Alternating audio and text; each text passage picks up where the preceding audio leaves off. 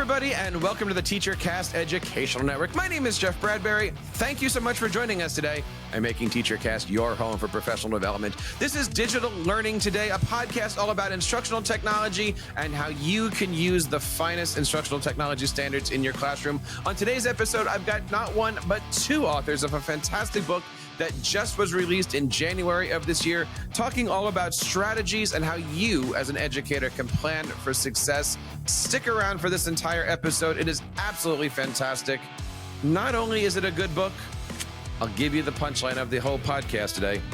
I actually helped contribute to it. If this is the first time you've had a chance to check out our show, thank you so much. You can find us over on Apple Podcasts, Spotify, YouTube, and wherever your audio and video podcasts are. And if you'd like to be featured on a future episode, please head on over to teachercast.net/contact. We would love to hear from you guys and feature you on one of our upcoming podcast episodes.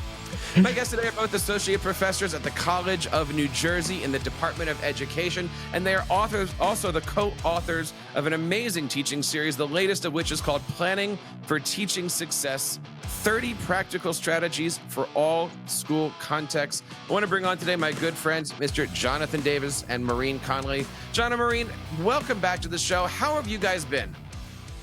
Been great. Excited to have our book come out about a week ago.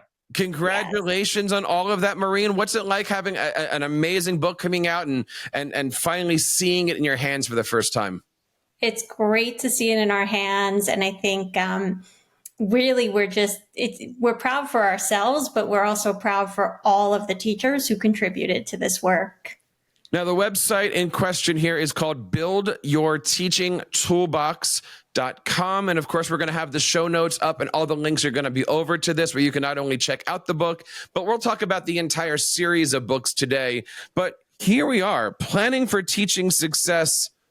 What are we planning for, John?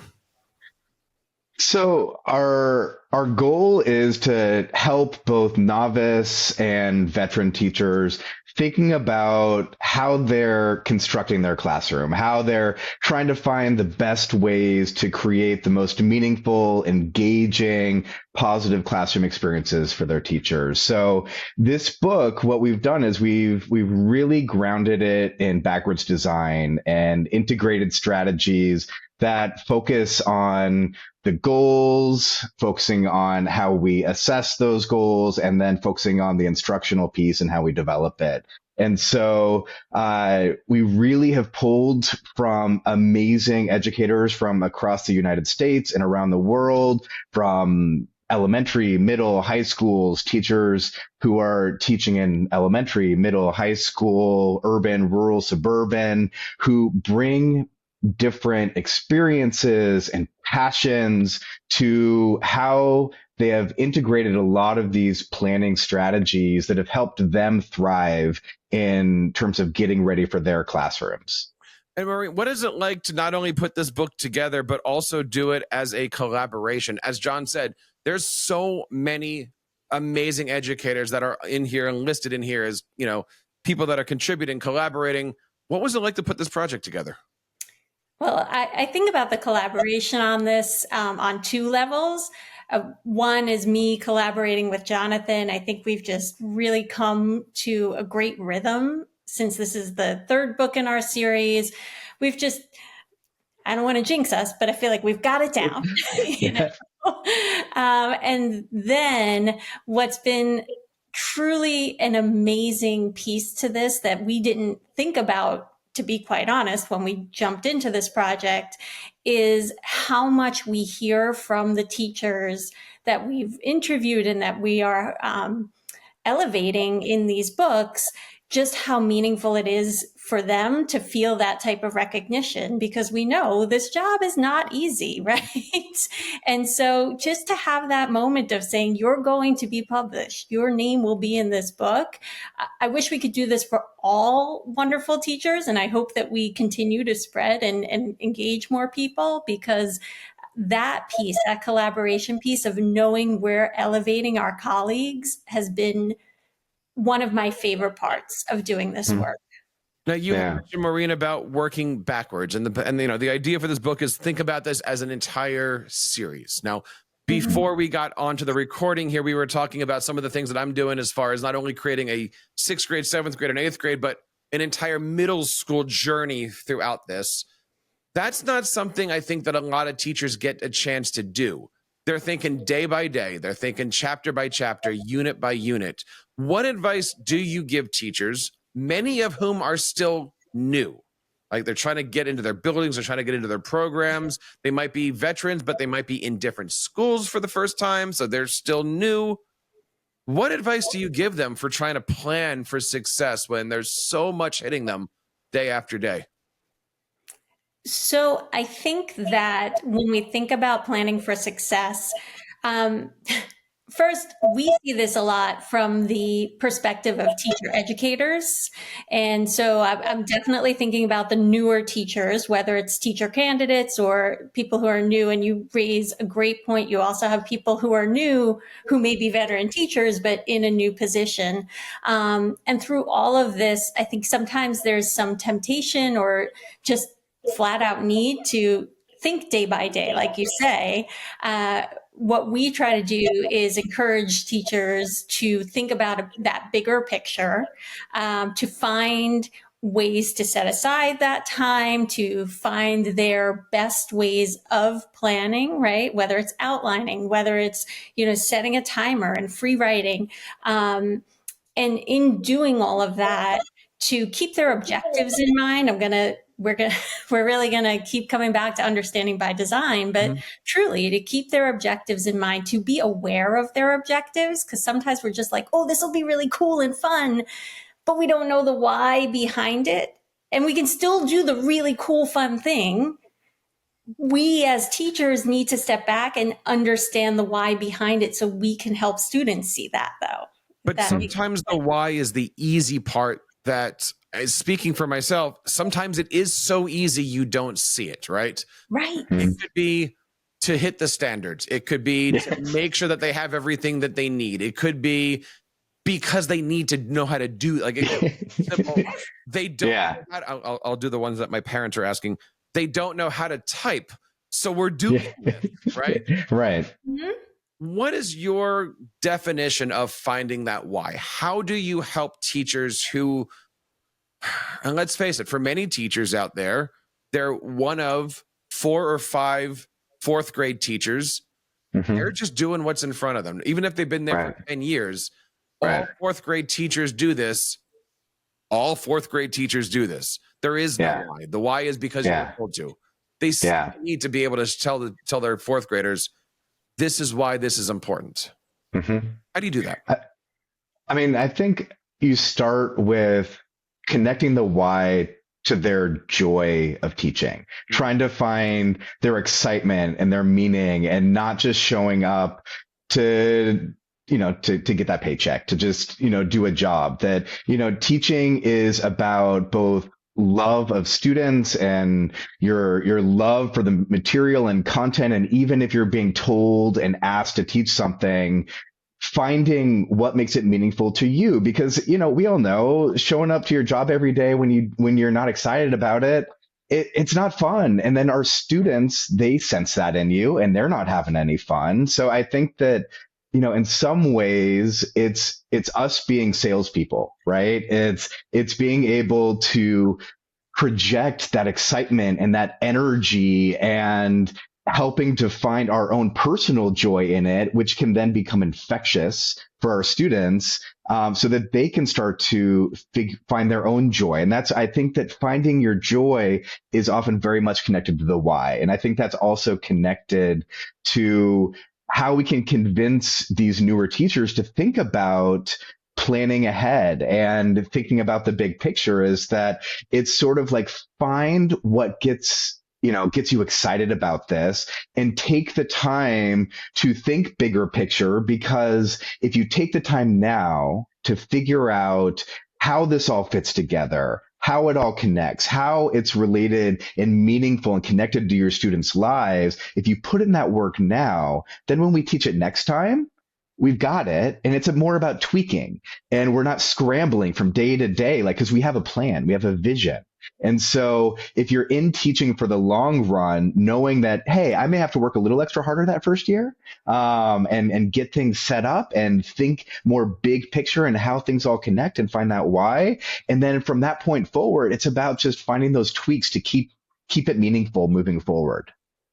I always think back to my first superintendent, that when he hired me, he gave me some amazing advice that I still share today in presentations. He says, don't forget, every time that you wake up, you're not going to work, you're going to school. And that's a magical place, and that's filled with all of this wonderful adventure. And by the way, the kids love it there.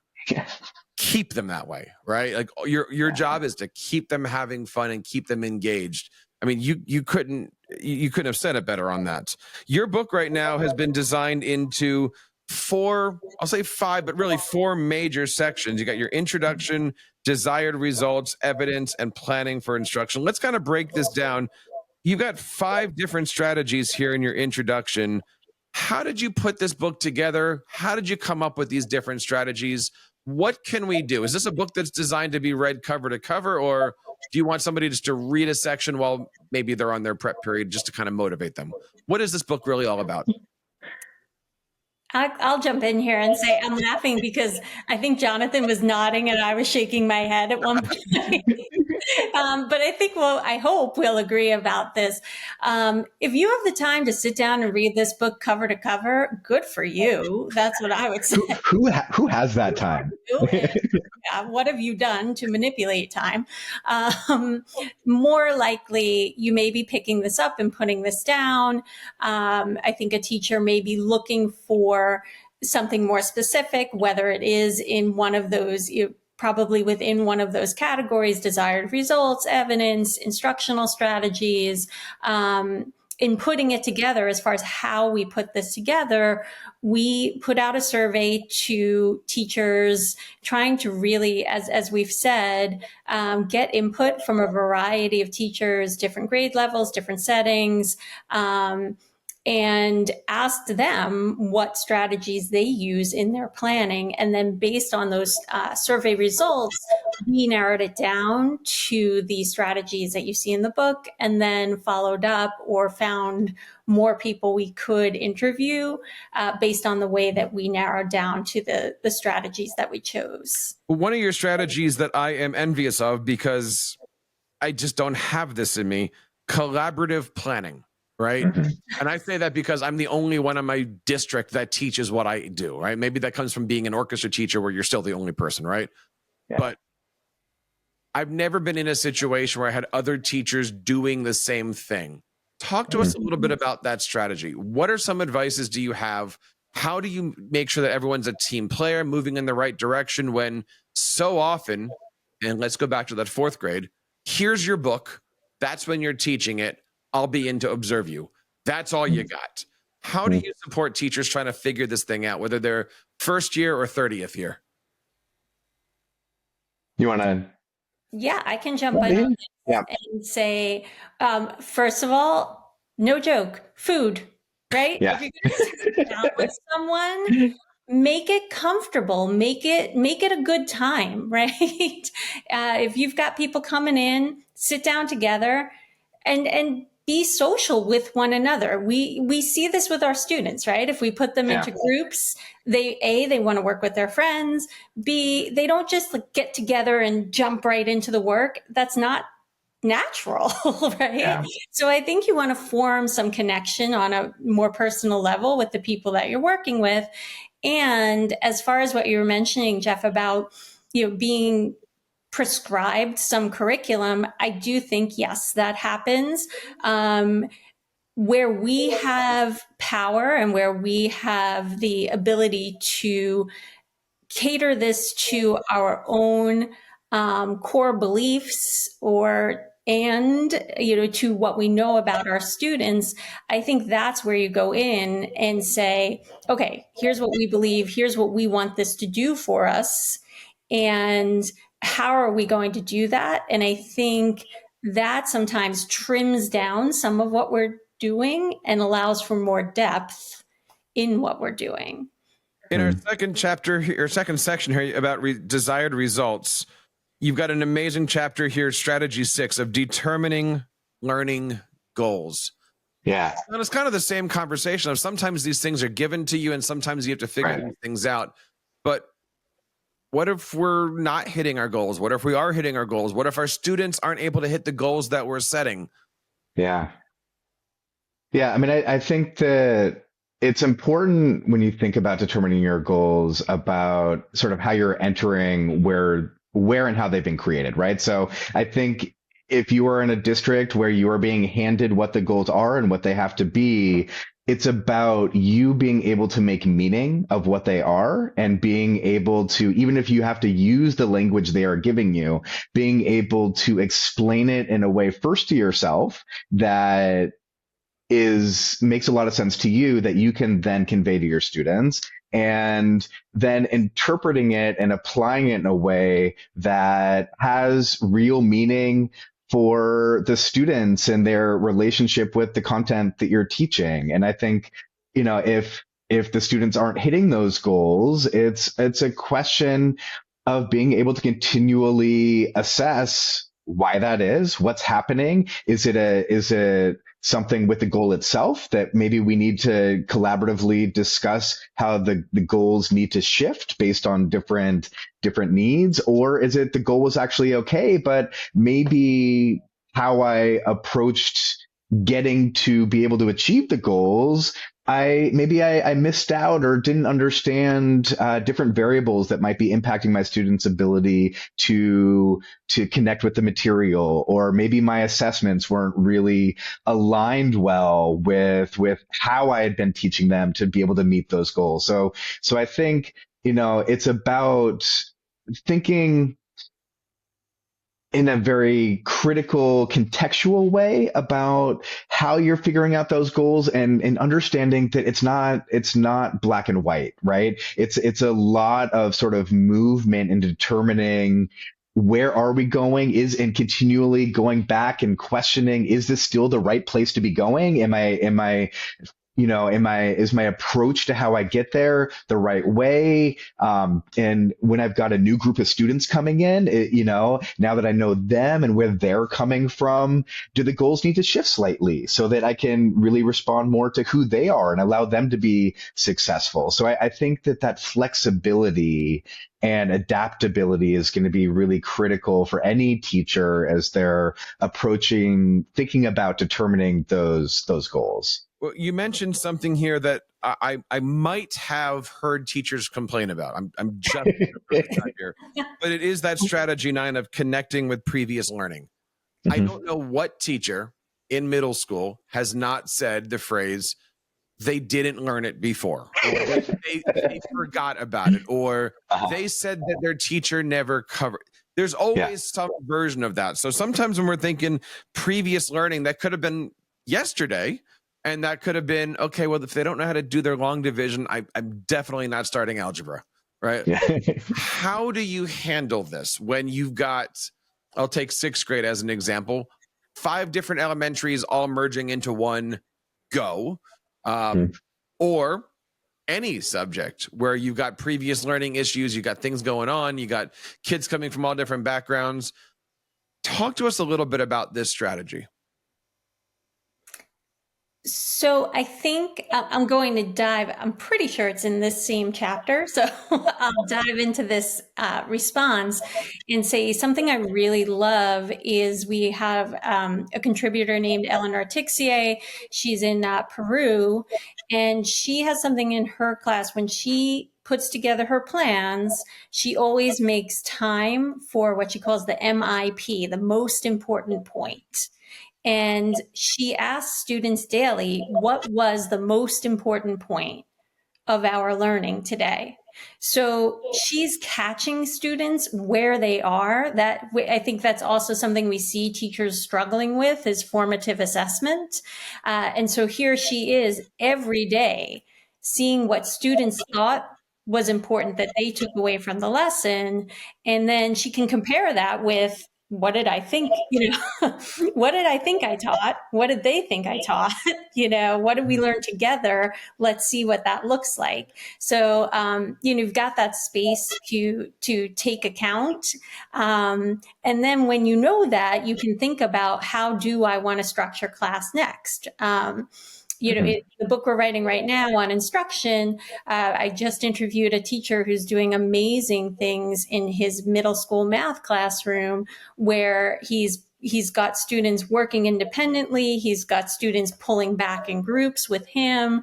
And he's incentivizing students. They know what they need to get done and how many points they need to earn in a day, in such a way that he can do that more individualized instruction, even in a short classroom period, and meet students where they are.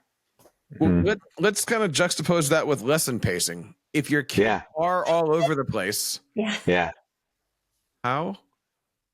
Yeah, I mean, And of course, my favorite part of that is, yesterday I teach 5 of the same class, but for 2 of those classes, there was an assembly. Yeah. Yeah, I mean, so I think lesson pacing it's partially about how you structure the day, and understanding that there needs to be variability. And I think that, for instance, one of the contributors for lesson pacing talked about integrating routines, and novel ideas and novel activities into every day. And so that way students walk in, even if they're coming in at different places with different expertise, that they still know what to expect with different parts of the lesson, whether it's a warm up that's happening, or there's always some type of exit ticket, or there's some type of experience in the middle of the class that they always know to expect. But then you're interspersing these more novel activities that are new and different every day. And I think those are the places where you're often better able to kind of differentiate for the different needs of your students.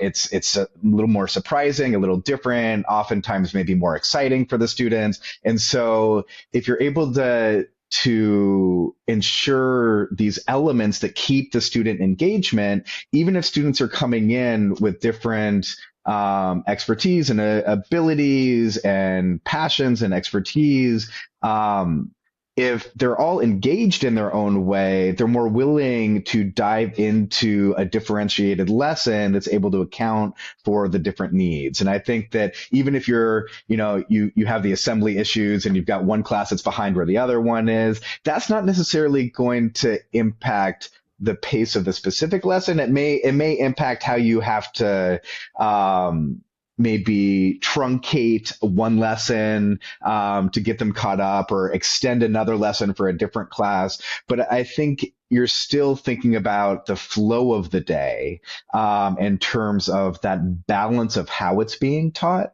with allowing students to feel that comfort of the routine and the excitement of the novelty, and mixing up the more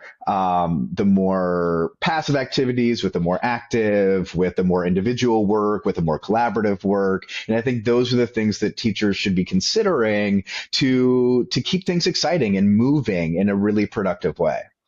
Talking today with Jonathan Davis and Maureen Connolly, authors of the fantastic new book, Planning for Teaching Success, 30 Practical Strategies for All School Context.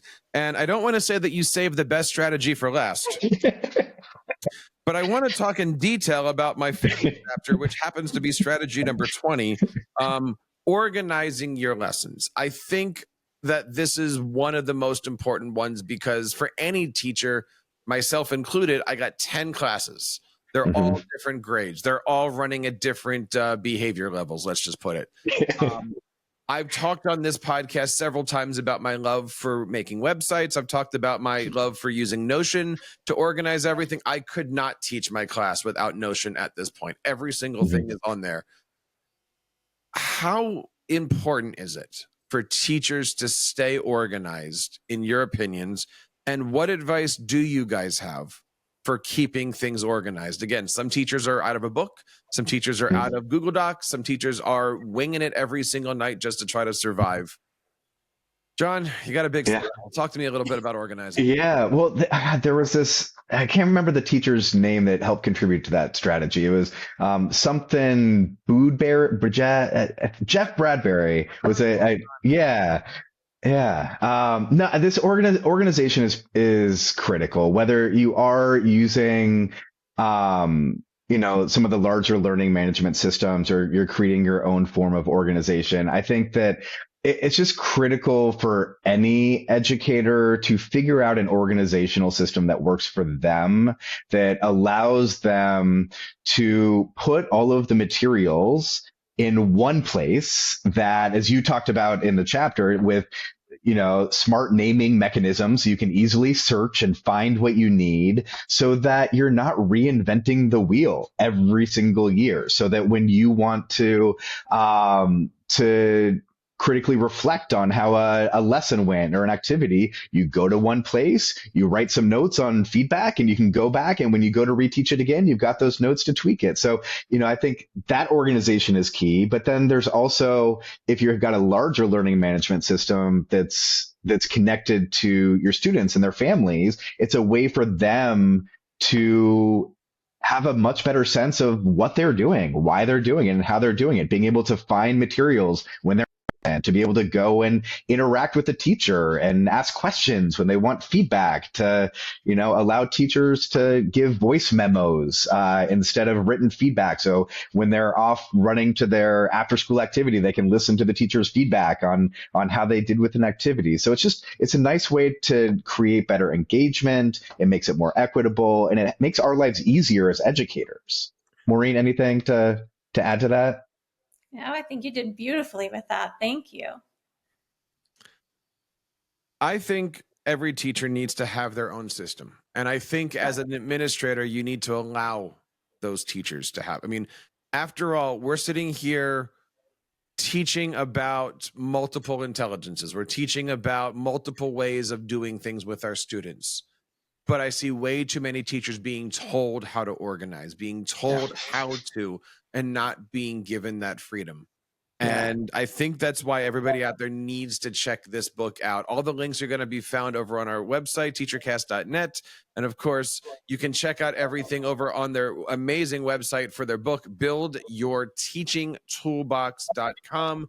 Guys, first of all, thank you so much for coming on the show and sharing this. But I want to just wrap up with talking about this journey.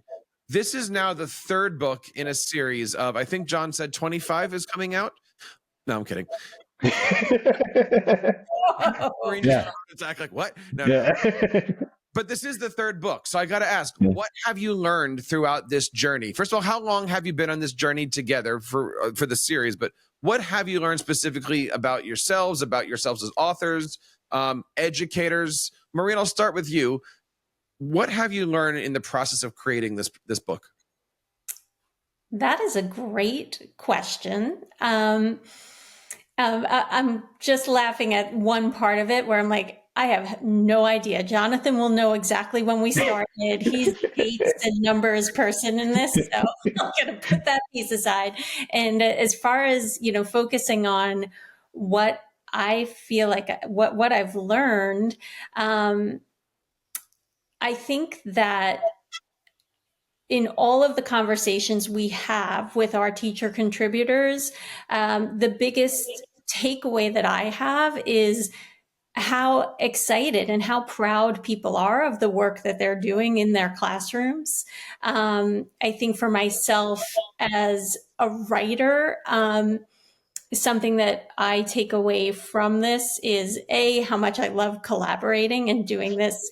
I would not like doing this individually. It really does matter to have people to bounce off of. And I know that's sort of a throwback to the question you were asking before about collaboration. This is a job that really it requires collaboration. We need to be able to talk to others about what we're doing and even just to talk to each other about the good days and the bad days, right? I think I feel really lucky that we get to do the work that we do. Yeah. John, I feel like we're going to start singing some Stevie Wonder and Diana Warwick. Diana Warwick here.